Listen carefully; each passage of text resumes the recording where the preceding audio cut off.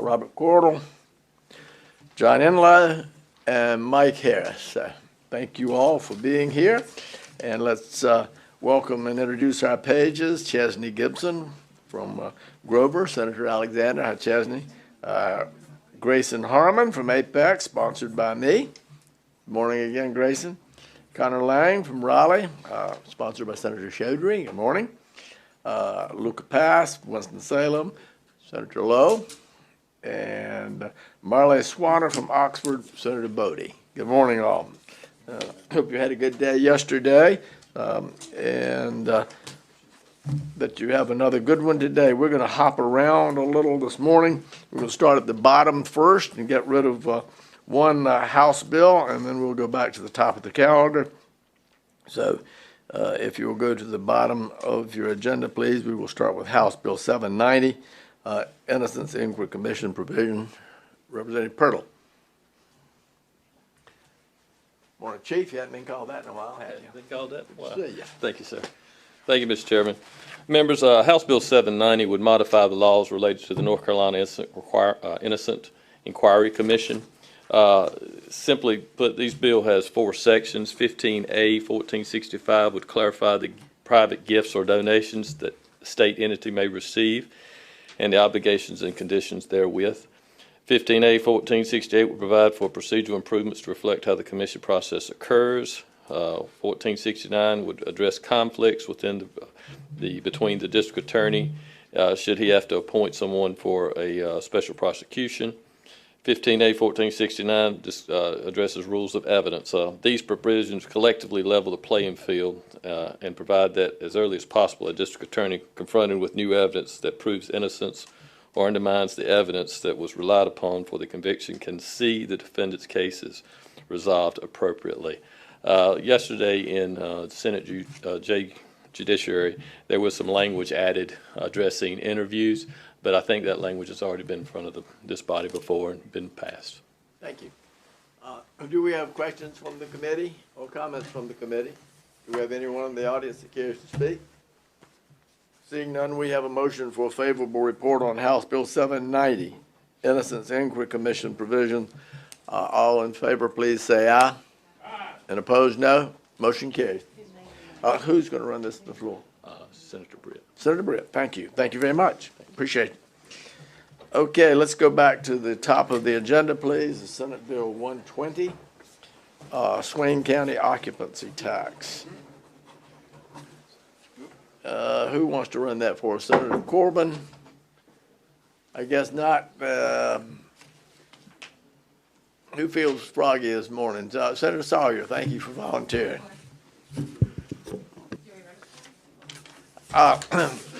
Senator Todd Johnson may be running that bill, but if not, you come right on up here and do it. I think you can probably handle his light work this morning without any trouble. Thank you. Thank you. Thank you, committee. There was great discussion on this bill yesterday in committee led by Senator Johnson. I appreciate this same respect today. So I do not stand for any questions, but I will happily defer them to staff. Thank you. Do we have questions or comments from the committee on the Swain County Occupancy Tax Bill? Seeing none, do we have a motion, or do we have anyone in the audience that cares to speak? Okay, seeing none, we have a motion from Senator Todd Johnson for a favorable report on Senate Bill 120, Swain County Occupancy Tax Rate Increase. All in favor will please say aye. Aye. And opposed, no. Motion carries. Thank you, Senator Sawyer. All right, Senate Bill 132, Bertie County Occupancy Tax Authorization. Senator Hanning, good morning. Thank you, Mr. Chairman. Thank you, Mr. Chairman, members of the committee. This is a Bertie County occupancy tax bill, which would allow Bertie County to charge a 6% occupancy tax if they so choose. I stand for any questions. Questions or comments? Anyone in the audience care to speak?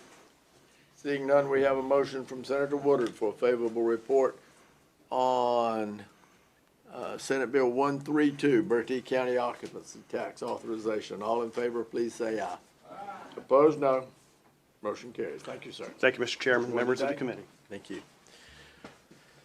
Senate Bill 154, Avery Union Stallings Indian Trail OT changes. Senator Heist. Good morning. Bathroom window. Good morning. Thank you. This bill deals with Avery County, in which all the municipalities, multiple municipalities in Avery County have an occupancy tax. The county would like to charge the occupancy tax for those not in a municipality and set up the system. The rest of the bill is something Senator Johnson threw on it in committee yesterday, so in regards to Union County. But I'll be happy to answer any questions you may have. Thank you. Senator Todd Johnson. Thank you, Mr. Chair. Senator Heiss, I appreciate the ride and would move for favorable at the appropriate time. Thank you, sir. Anyone in the audience care to speak? Seeing none, we have a motion from Senator Todd Johnson for a favorable report on Senate Bill 154, Avery Union Stallings Indian Trail OT changes. All in favor, please say aye. Aye. And opposed, no. Motion carried. Senate Bill 162, Yancey County occupancy tax. Thank you again, Mr. Chairman. This is, Yancey County's been at a 3% for a long time. This, as most people in the state, raises them to where they can levy a 6% occupancy tax. Standard distributions that have always been in place. Thank you, sir. Do we have questions or comments from the committee? Do we have anyone in the audience that cares to speak?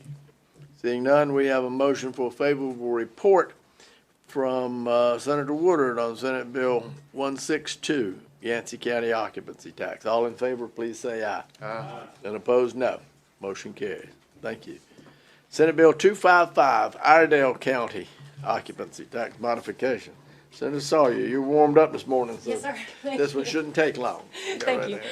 Yes, sir. Iredell County is home to Lake Norman, which is becoming an amazing destination for vacations. And we want the ability to be able to collect other people's money. So I appreciate your support of this bill. Thank you. Members of the committee, Senator Woodard. I appreciate the Chamber of Commerce plug there, and I move for I favorable. didn't know if you were running for president of the chamber or for senate. Move for you. favorable so Thank we you. can end the advertisement. That was sunshine and 75 degrees every day on Lake Norman, every day. Anyone in the audience care to speak?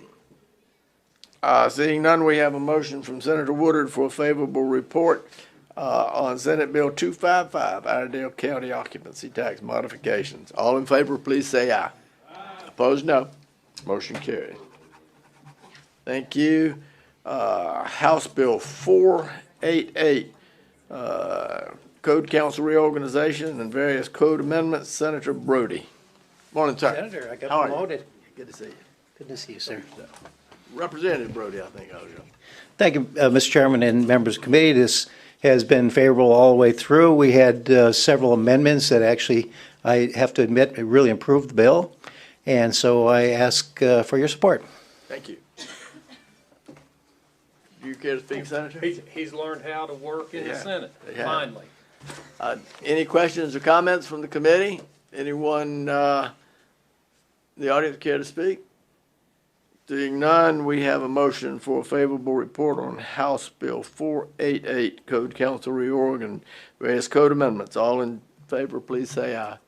Opposed, no. Motion carries. Thank you. Thank you, sir. Senate Bill 99, Bond Referendum Transparency. Senator Todd Johnson.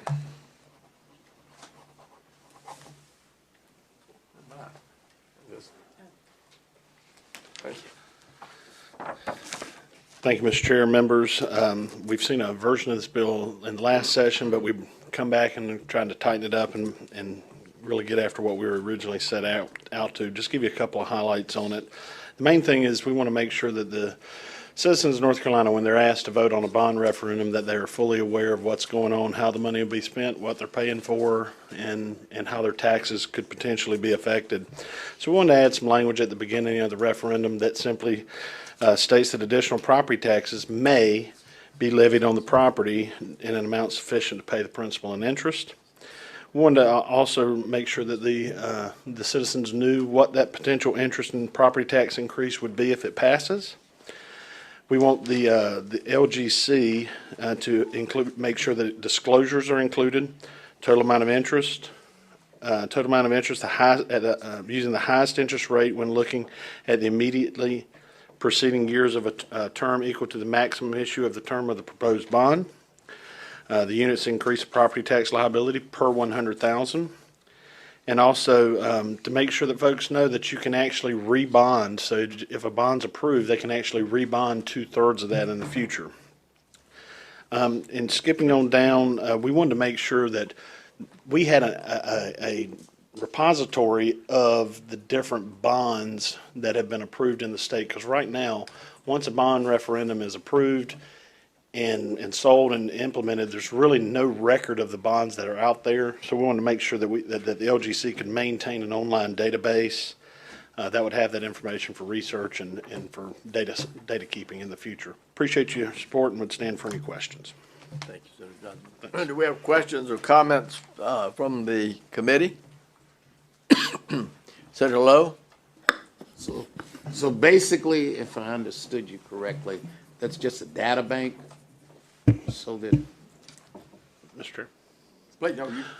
Senator Lowe, yes, sir. So the LGC would maintain a database of the referendums that are approved and that are actually implemented. So that way, at any point in time in the future, if anyone needed to go back and see when the last bond was, just, again, open transparency for folks to be able to see. that's what I thought I heard. Thank you. Thank you. Thank you, Senator Waddell.